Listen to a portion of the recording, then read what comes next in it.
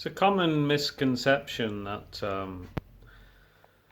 zipline rigging is only useful for like tall single stem trees, conifers perhaps more specifically.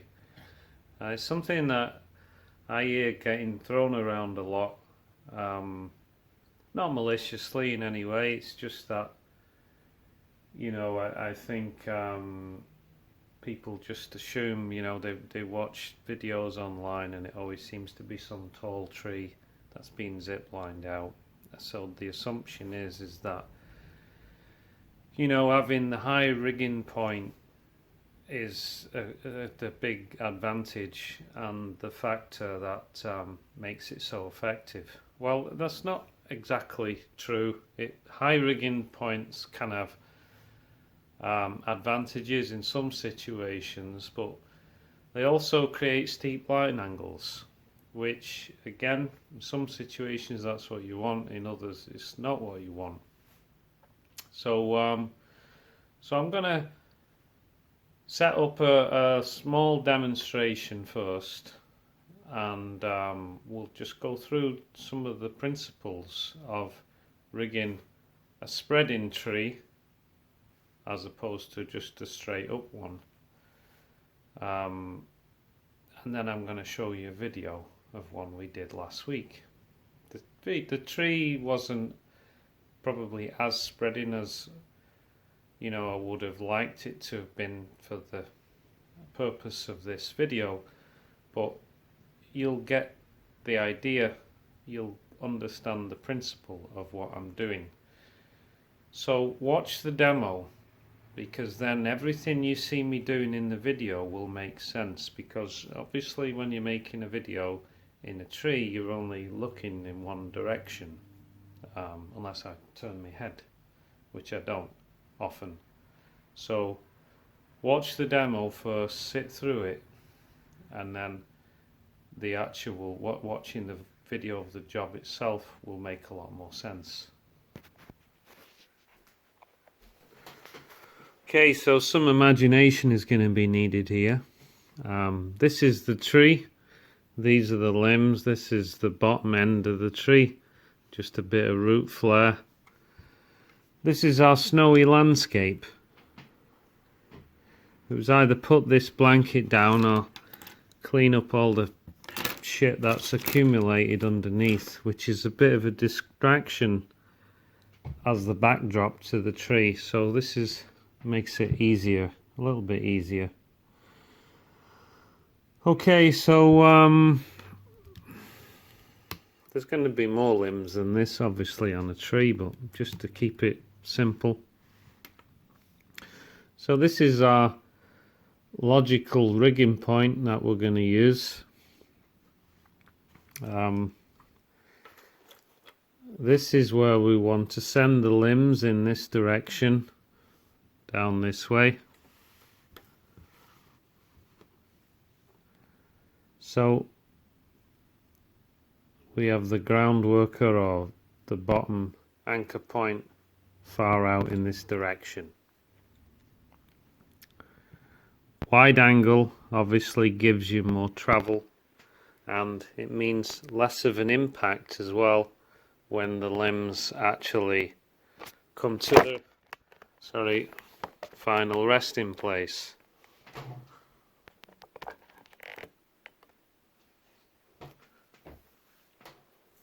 In the video you'll notice, in the tree removal that you're going to see shortly, you'll notice Aaron, who was holding the zip line at the other end, he was only letting the limbs run so far, and then he was letting the line go slack, so it dropped, because we had a little retaining wall here, so we didn't want them to travel all the way and crash into the retaining wall.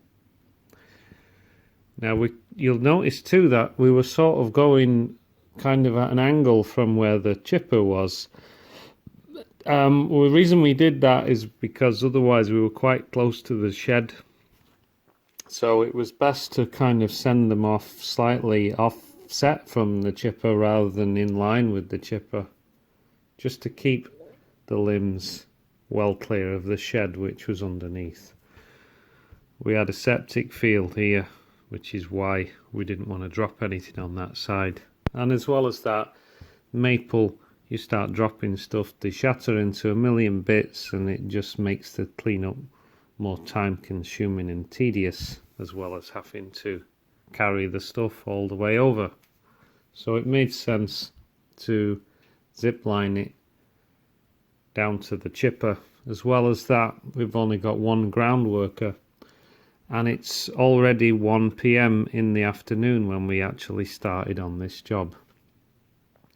So again, one of the benefits of the zipline is that instead of dropping stuff, bringing material down from A to B to C, you're going straight from A to C straight away. You're also getting the material out of this zone here. There's no drop zone. There's no need for a ground worker to start wandering underneath. I don't have to worry about him when I'm working up there because I know he's well out of the way. Okay. So we've got limbs going this way. That's pretty obvious and logical then to start with those limbs. We have a bunch of slings, 15 slings, maybe 10, 15. So we get these limbs out the way first, dead easy and straightforward. We sling them off, cut it down in however many sections. So if this line is going pretty straight, there's no deflection in it, then there's going to be some stretch in the line too. When we cut this piece off, it's going to make it almost all the way down to the rigging point, to the landing at the bottom. Usually falls a little bit short, but it depends whether your bottom anchor point is rigged to something that's elevated or if it's rigged to the ground. If it's on the ground, then it's going to fall short and land somewhere down here. So if we're going to take this whole piece off though, now let's say we wanted to balance it somewhere in the middle, then notice there's some deflection in the line. So we're going to cut it off here, and it's going to drop and sort of fall short of the mark because of that deflection in the line. Now if we can pull the slack out of the line as we cut, if we have the means, the manpower, or the whatever equipment we're using, the capacity when we're cutting this to pull that slack out, and when it travels, then the line, there'll be no deflection in the line by the time it separates, so it will travel further down the line. Okay, let's just put that there a sec.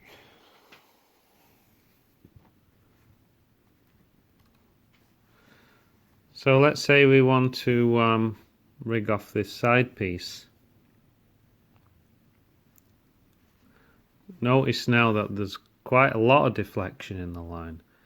So if we just, you see the way the line is redirecting, we got to imagine that we've set a choker sling around here and this line is just running through the carabiner, a redirect essentially, or for the purpose of what we're doing, it's a sling, a choker sling. So a lot of deflection now. If we cut this one off here and the line is just fixed, it's just tightened up and then tied off, this is going to come off and it's going to, you're going to get a lot of, when this is released, it's going to go with the tree and it's going to sag and fall way short of the mark. But if we've got somebody pulling on this, now remember this isn't actually going around in reality, it's going through the carabiner which is choked off, it's going to swing the limb around. Better so if this is a wide angle, not so good if it's a steep angle. So stand back as far as you can. So as we put a face cut that way, and then a back cut, and then this starts to swing around, and because it's a wide angle, the line is kind of supporting the weight of the limb to an extent. So it swings around, and as long as you can keep pulling and you have the capacity to do that, and the capacity to take the weight of the limb when it actually separates, it's going to end up swinging all the way around, and then by the time it breaks off, that deflection will be nothing like it will before, because we've pulled all the slack out of it. So it's almost straight again, and then when that separates, it's going to slide down the line almost all the way to the landing. Now you can always add a control line to these two, like tie them off at the butt or something like that, if sending them flying down out of control is not desirable.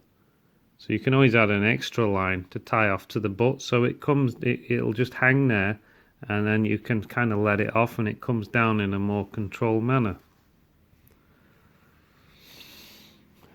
So, but let's say this limb is actually too long, it's too low or too long or whatever to do what we want to do. And now this is where the redirects, which are essentially the slings that you're already carrying, you've already got a bunch of slings and carabiners with you, but now we're going to use them as redirects. So to do this piece, let's say we for whatever reason we think it's too risky to do that swinging round that we did before, it's too long. So what we do is we set a redirect here. Okay, so that's just a sling and carabiner. The line is now running through. So what we've done there now, we've created a new zip line. This part now, other than offering some support to this limb, is redundant. This deflection now doesn't matter because we're starting over from here to here. So we're going to cut this limb off, and it's going to fold at this point. We're going to cut it because we've reslung it up, run the zip line like that through the choker, so it's going to fall off and travel down the line. And there's only a little bit of deflection, a little bit of slack, because we've made the cut as close to the redirect as possible. So there's going to be a minimum amount of sag in the line and a minimum amount of deflection, and it's going to travel down. If we can tighten this up as it's falling off, even better. But if all we can do is just tie it and leave it fixed, then fair enough. We're just going to get that little bit of sag.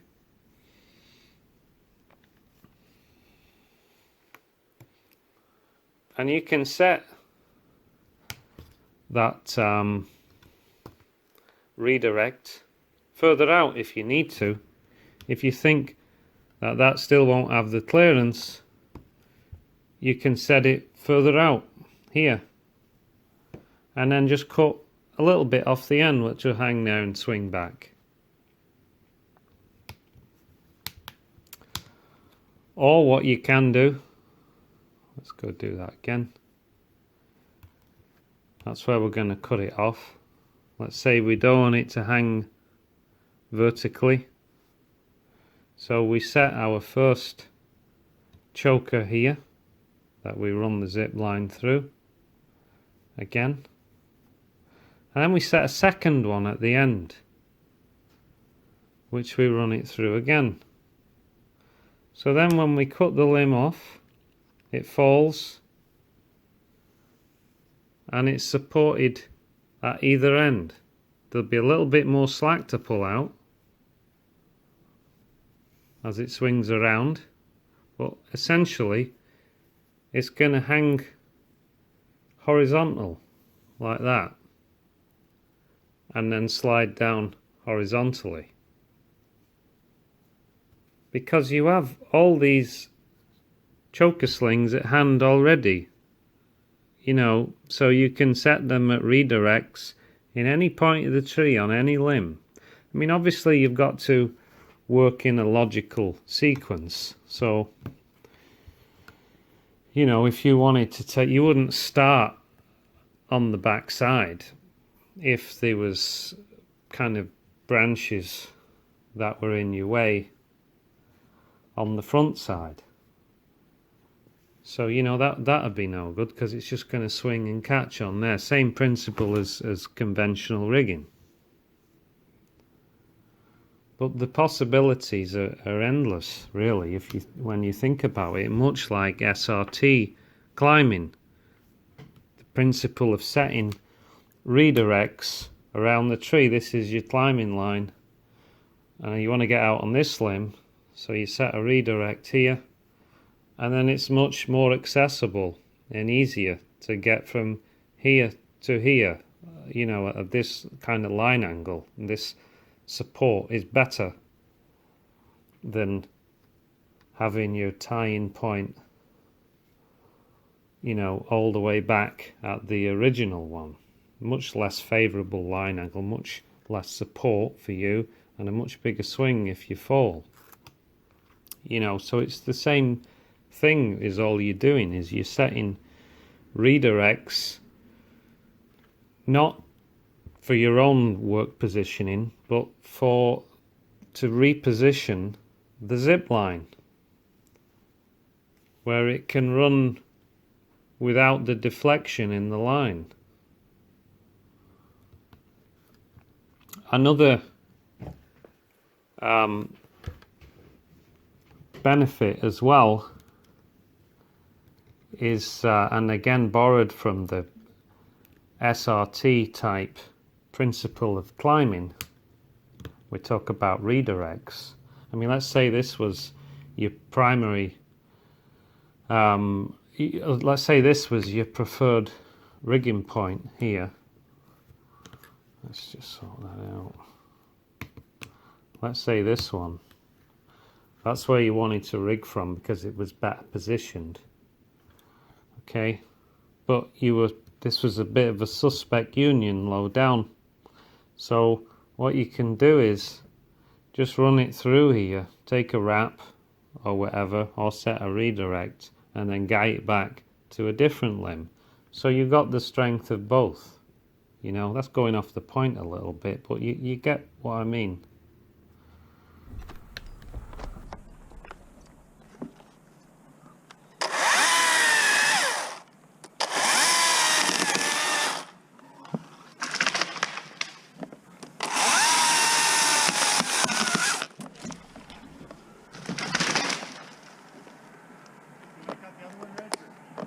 No, we'll keep that for now.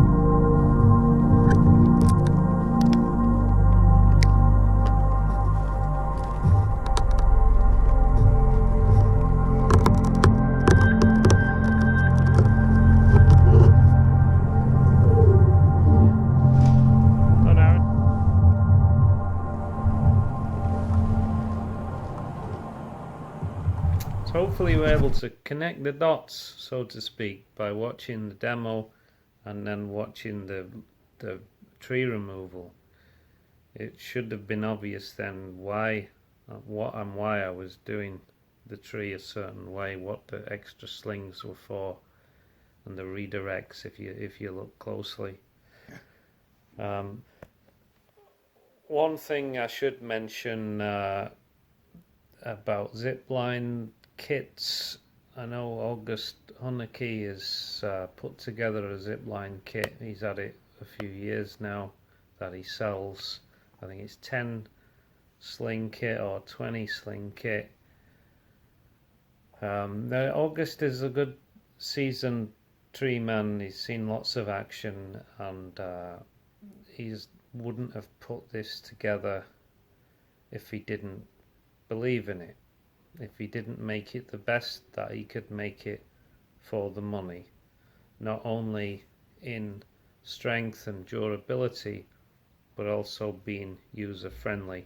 Now you could say, well, it's just a load of slings and carabiners. Well, yeah, that might be true, but there's lots of combinations of slings and carabiners that you could put together that just wouldn't work very well, you know, or not as well, or nowhere near as well. So I think you can rest assured that August has thought about this, and he's tried several combinations, and the one that he's selling now I believe he's very satisfied with. So or you might just want to be like me and be using your carabiners and slings for other things, and it all gets mixed up, and then on the day that you have a zipline job you're scratching around looking for it all, trying to put it together because you've used this carabiner on this pulley and some other shit somewhere else and connectors, and you know, I must waste about 15-20 minutes a morning every time we're going to do some zip lining because I don't have a specific kit that doesn't get borrowed or used for something else. So I should maybe take some of my own advice. So I should mention too, in these most recent videos that I've done, where they might come across as like instructional videos or advisories, you know, I'm just giving you information on what works for me. I'm not saying it's the only way to do things, but I think you know, the proof is in the work. You can see the work that I do. You can go back well over a decade on the YouTube channel and see the work I was doing just as YouTube started. Before that we weren't really making videos. But it's funny, if you watch YouTube on the mobile app, then on your phone, then the videos will only go back so far, and you'll think you've seen them all. But if you look on it on your PC, there's way more than that. There's perhaps goes back 13 years, and it's all quite intense stuff, rigging and crane work. And so I'm not just a mouthpiece that says I've done this and I've done that. You can actually, you know, go back and look and see what I was doing for as long as at least YouTube has been in existence, and the proof is all there. So as I've said before, you know, whoever it is you listen to or take advice from, you want to just check out their credentials. I think that's important. You know, you need to know how much merit is in that source of information. But well, thanks for watching, and I hope that was useful. Until next time.